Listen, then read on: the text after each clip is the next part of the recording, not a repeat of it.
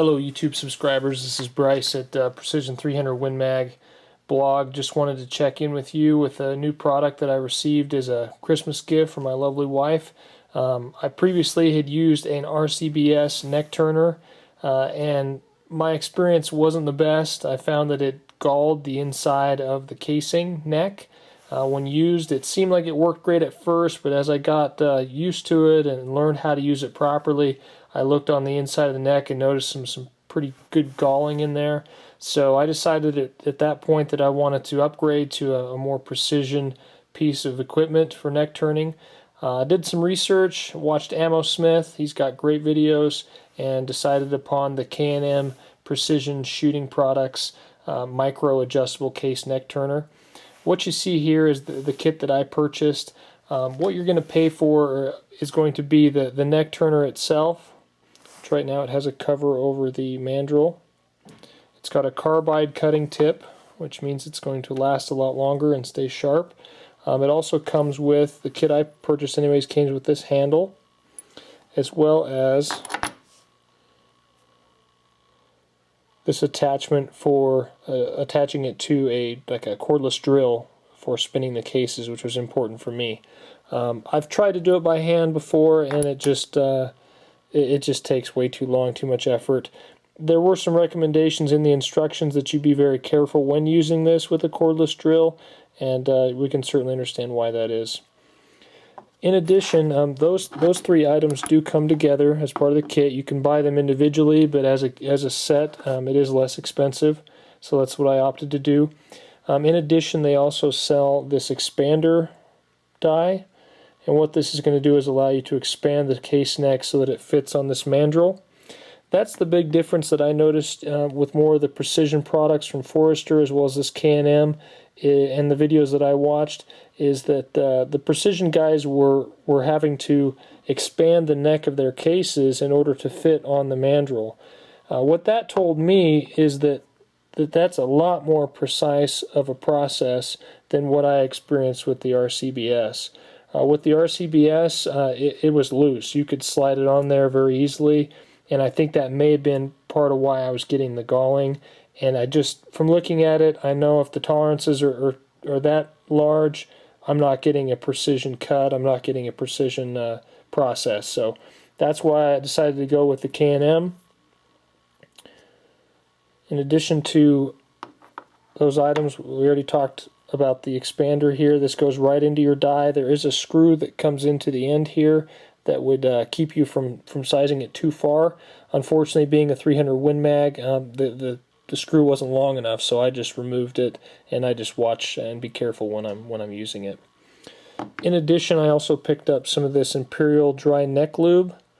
That way I can just dip the case in it, and then I'm not going to get that galling. This is a powder, almost like a graphite, and it seems to work fairly well. It doesn't. If you go back and forth with the cutter, it doesn't seem to last very long. I think once you go through one pass, you pretty much need to dip it again. Just going to review with you up close the cutter. This would be the screw that you would move in and out in order to adjust the cutting depth. And you also have to loosen up this Allen screw here in order to do that. And then you cinch it up to lock it in place. The mandrel does have some cutting teeth on the end. I assume that's just to remove burrs that might be created when you're doing the cutting. I'm not exactly sure. If someone knows, please enlighten me. You can adjust the depth of the mandrel as well if you want to have the case neck butt right up against here.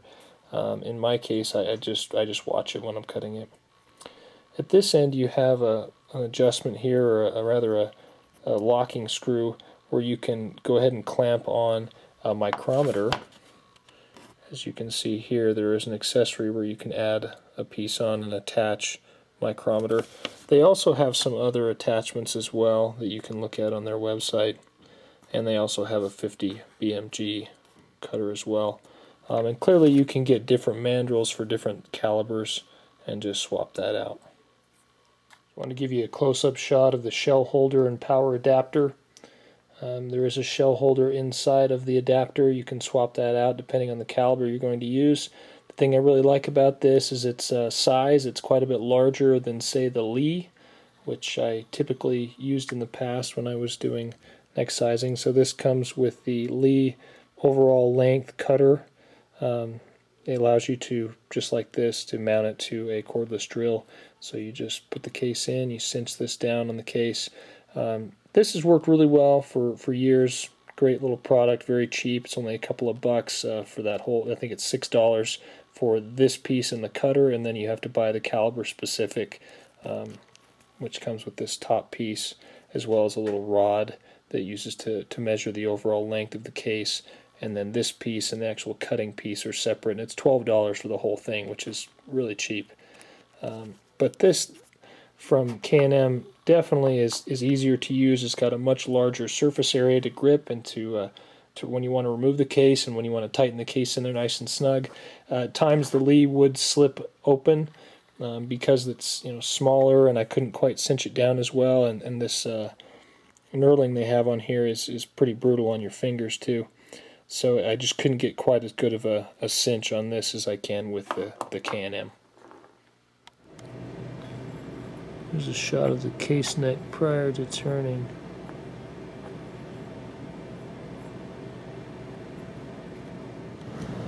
So I could be totally off in my methods here, and if I am, please somebody step in and stop me.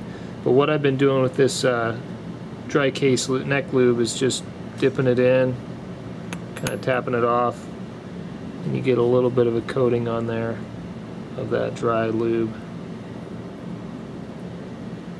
And we'll go over and expand it, get it ready to turn.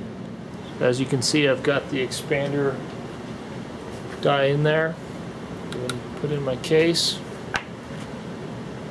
and just run it up. Be careful not to hit the end, and just carefully all the way to the top, being careful not to come too far up and crimpling the top of the case neck. So now I've expanded it, and go ahead and turn it.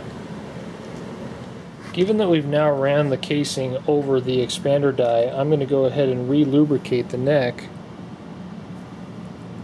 because the lube we had on there has probably come off by now. Once I've done so, I can go ahead and put it inside of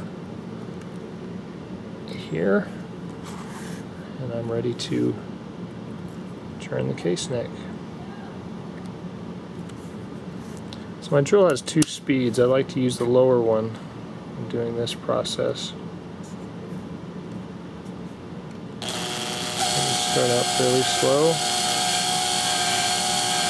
slowly working it in towards the base of the shoulder, towards the shoulder rather.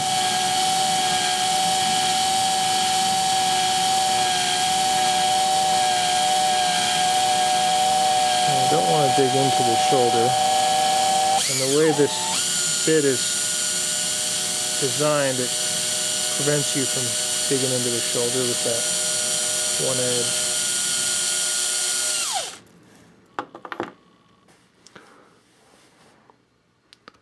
That actually took off quite a bit of material. You can see right there, there's some areas where it didn't bring out any material at all. So once I've cut the neck, I'll switch it into the second gear on the drill. I'll take some steel wool. I'll polish it up.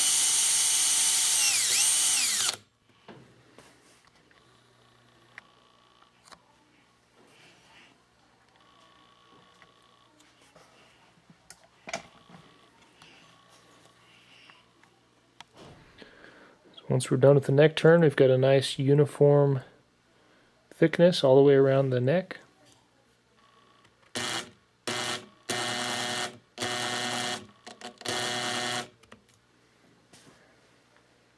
We're good to go.